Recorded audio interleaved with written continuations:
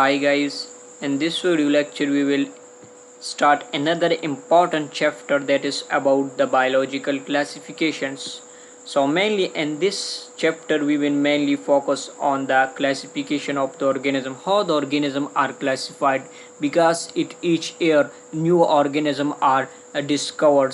So it is very difficult to know about the individual organism or a single organism. So that's why we will group the organism into the certain categories, so that will provide information or that is easy to learn about a large group in a seconds. So that's why the classification of organism it is important. But before discussing or to proceed this chapter, we will mainly here define what the classification is. So first of all we will define what the classification is.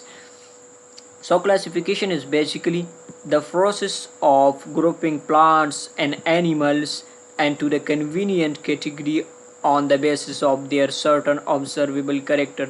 So simply in the classification we will look to the observable traits or character. On these basis we will mainly group the plant and animal into different categories. So this is actually the simplest definition of classifications. Now in this chapter mainly we will discuss different type of the kingdom classification on which the organism are classified. So there are the various kingdom classification. The first one, that is the earliest one, that is the 2 kingdom classifications. The second one, that is 3 kingdom classifications. Third one, that is 4th kingdom classification, and the fourth one, that is about the 4 kingdom classification.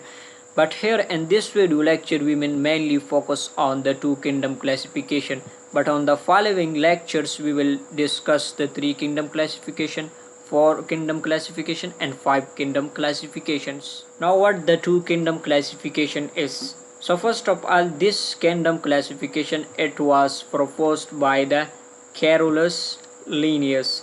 So he for the first time he proposed these models. So this is actually the earliest kingdom classification. Now the Carolus Linnaeus he divided all the living organisms that were discovered. He placed these organisms into the 2 categories. The first one, that is 2 kingdom classification. The first one, that is kingdom Plantae, and the second one, that is kingdom Animalia. So he will classify the organism into these 2 kingdom, that is kingdom Plantae and kingdom Animalia. So he will base some character or factor on which he classified the organism into these 2 groups.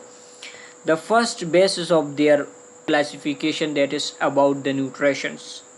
So nutrition is actually the process or how the organism is able to get their nourishment. So this is actually the nutrition. So all the organisms that were able to synthesize their own foods, they were placed under the kingdom Plantae, mean they are autotrophs. Autotrophs are simply the organisms that are able to synthesize their own foods. So those organisms that are autotrophs, they were placed under the kingdom Plantae, while those organisms that are unable to synthesize their own food, that are called as heterotroph. So simply you can say that the heterotrophic organism, they were placed under the kingdom Animalia. Now look at the second basis on which he classified the organism into the kingdom Plantae and kingdom Animalia. That is about the cell wall. So cell wall is actually the outermost boundary that is present around the cells. So those organisms that have a cell wall are the outermost rigid boundary of the cell. So those organisms that possess the cell wall, so those organisms are simply placed under the kingdom Plantae, while those organisms that does not have a cell wall, so these organisms are simply placed under the kingdom Animalia. And this is one of the diagnostic feature of the animals. Animal does not have a cell wall. Now the third base on which he classified the organism into the kingdom Plantae and kingdom Animalia, that is about the locomotion. So locomotion are simply you can say that the movement of an organism from one place to another place. This is simply called as locomotions. So those organisms that are unable to locomote, or they are unable to move from one place to another place. So these organisms are actually placed under the kingdom Plantae. So those organisms, they does not have the ability to locomote, so they were placed under the kingdom Plantae. While those organisms in which the locomotion is present, it means that these organisms have the ability to move from one place to the another place, so they are simply placed under the kingdom Animalia. Now look at the fourth basis on which he classified the organism, that is about response to the stimulus.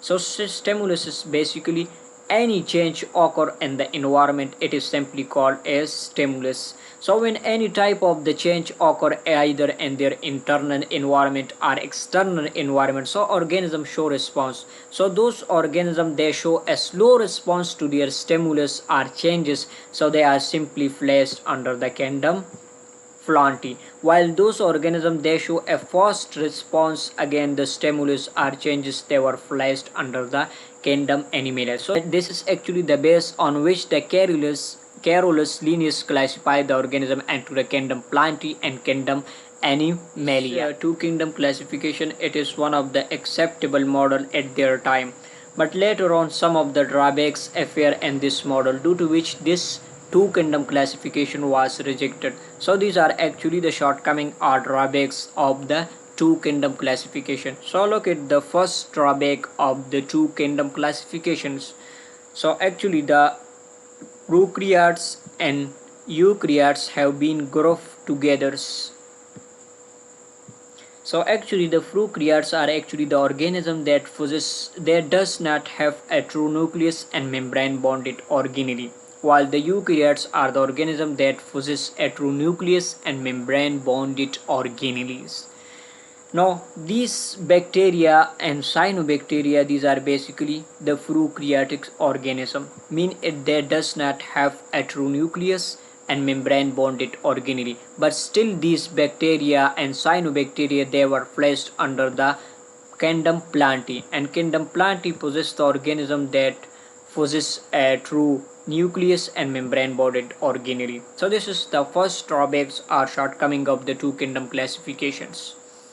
Now look at the second drawbacks of this two kingdom classification. Heterotrophs and autotrophs were placed together. So in this two kingdom classification, the organisms that are able to synthesize their own food, that are actually the autotrophs organism, while the organisms that are unable to synthesize their own food, that are actually the heterotrophic organism.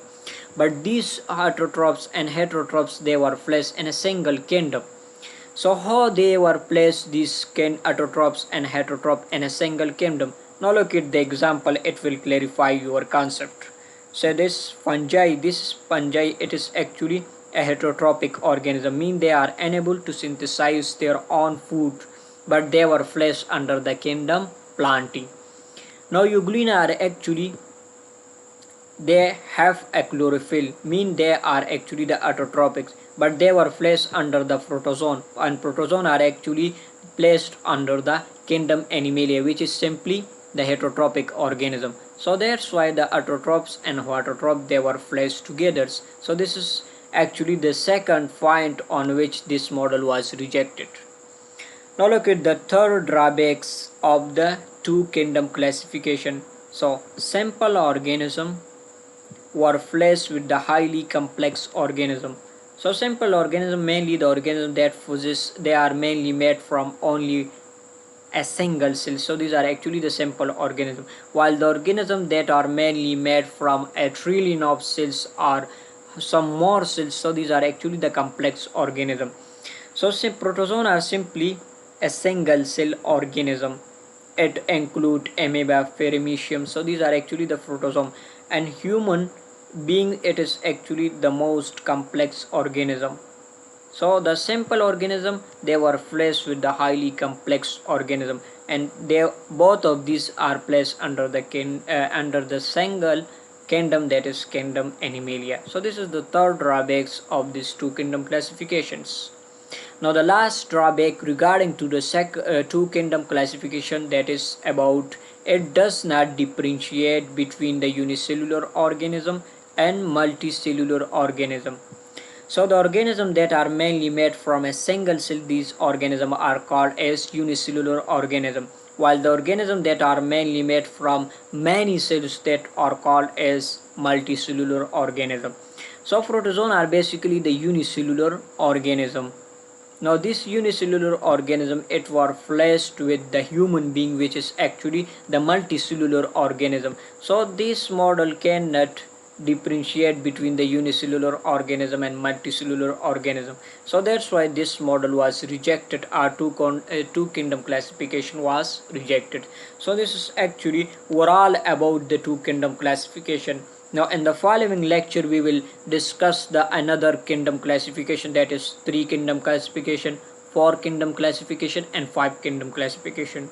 So this is overall about the 2 kingdom classifications. I hope this will be very useful for you. Thank you so much.